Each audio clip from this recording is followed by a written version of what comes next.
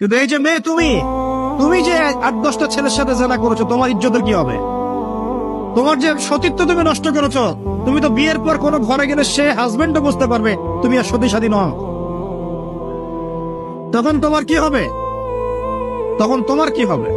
আর এটা যে এত ভয়াবহ মহামারী আকার ধারণ করেছে না, অনেক ক্ষেত্রে দেখা যায় স্বামী অফিসে যাওয়ার সাথে সাথেই বয়ফ্রেন্ড বাসায় হাজির।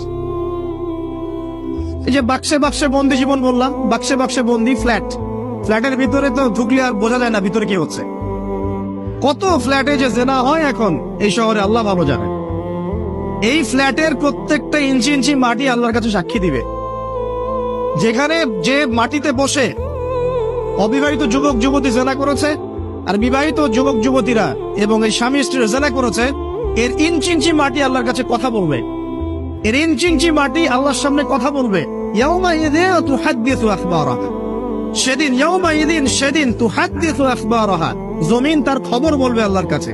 জমিনের কোথায় কোন পাপ হয়েছে সব বলে দিবে। এই জমিনের এখানে দাঁড়িয়ে জেনা করেছে, ওইখানে দাঁড়িয়ে মদ খেয়েছে, ওইখানে কাউকে খুন করেছে, জমিন বলে দিবে।